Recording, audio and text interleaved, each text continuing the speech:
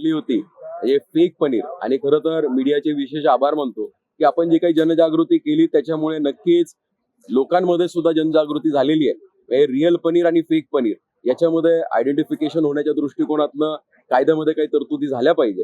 म्हणजे लक्षवेधीच्या दिवशी उपमुख्यमंत्र्यांनी शब्द दिल्यामुळे नक्कीच त्या दिवशीचं उत्तर हे माझ्यासाठी समाधानकारक नव्हतं, पण त्यांनी आज बैठक लावून याच्यावरती पुढे काय कारवाई करता येईल हा नक्कीच त्यांच्या या बैठकीचा सार असणार आहे. पण दुर्दैव एका गोष्टीचं वाटतं की शासन जरी तत्पर असलं तरी प्रशासनाला जाग काही घाईघाई येत नाही. म्हणजे लक्षवेधी झाली त्यानंतर अनेक ठिकाणी छापेमारी झाली, अनेक ठिकाणी फेक पनीर सापडले होते आणि जनजागृतीमुळे जनतेने सुद्धा हा प्रश्न विचारायला सुरू केला होता की रिअल पनीर काय आणि फेक पनीर काय. पण हे सगळं होत असताना मागच्या काही दिवसामध्ये थोडा मुद्दा शांत झाला की प्रशासनही शांत झालं होतं आणि काल आमची बैठक ठरली की आजची बैठक ठरली की लगेच आज नाशिकमध्ये सुद्धा कारवाई झाली आहे आणि नाशिकमध्ये सुद्धा जवळजवळ 350-400 किलो फेक पनीर किंवा अॅनालॉग चीज हे सापडलेलं आहे. जर शासनाबरोबर प्रशासनाने सुद्धा तितक्याच तत्परतेने कारवाई केल्या तर मला खात्री आहे की महाराष्ट्रात अनेक ठिकाणी अशा या सगळ्या जो घटनाक्रम आहेत की असे जे काही फेक पनीर बनवणारे कारखाने आहेत हे आपल्या समोर येतील आणि अशांवरती कारवाई होईल. आणि आम्ही प्रामुख्याने उपमुख्यमंत्र्यांकडे मागणी करतोय की जे लूज पनीर सेल आहे किंवा जे फूड प्रोडक्ट्स लूज विकले जातात याच्यावरती कोणाची रिस्पॉन्सिबिलिटी नसते, तर याच्यावरती रिस्पॉन्सिबिलिटी काय क्रिएट करता येईल. कारण जो ब्रँडेड प्रोडक्ट विकतो त्याला ब्रँडची रिस्पॉन्सिबिलिटी असते, त्या कंपनीची रिस्पॉन्सिबिलिटी असते, पण लूज मध्ये विकणाऱ्याची कोणाची रिस्पॉन्सिबिलिटी निश्चित होत नाही. मग अशा लोकांवरती आपण कशा पद्धतीने कारवाई करणार आहोत.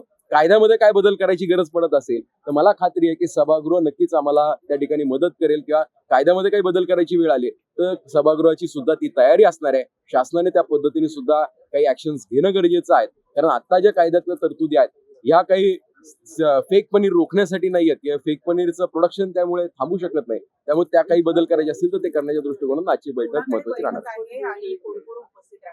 आज उपमुख्यमंत्र्यांनी स्वतः बैठक लावलेली आहे आणि फूड अँड ड्रग कमिशनर आहेत आणि होम डिपार्टमेंटची काही अधिकारी बोलवलेले आहेत आणि मंत्री महोदयही असणारे संबंधित खात्याचे, आणि ज्यांनी माझ्याबरोबर प्रश्न उपस्थित केले त्यामध्ये प्रामुख्याने आदरणीय सुधीरजी मुनगंटीवार साहेब आहेत, कैलास पाटील आहेत.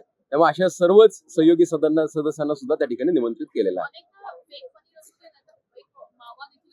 हो,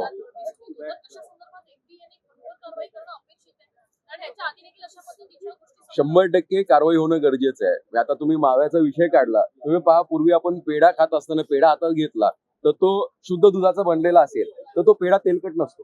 पण अलीकडचे जर तुम्ही मिठाईवाल्यांकडे पेढे पाहिले हातात घेतलं की एक तेलकटपणा येतो, तो काही तूप नसतं, तो ऍक्च्युअली तेलापासून बनवलेला पेढा असतो. जसं फेक पनीर आहे याच्यापेक्षाही मोठं माव्याचं रॅकेट आहे.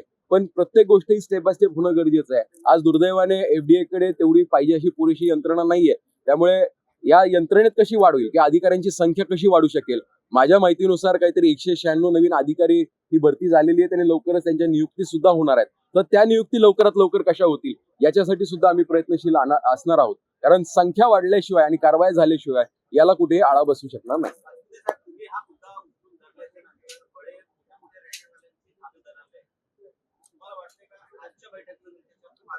100% निघेल. तुम्ही साधं उदाहरण घ्या की काल ज्यावेळेस उपमुख्यमंत्र्यांनी बैठकीचा आदेश काढला किंवा बैठक घेण्याचा निर्णय झाला, लगेच आज नाशिकला कारवाई झालेली आहे.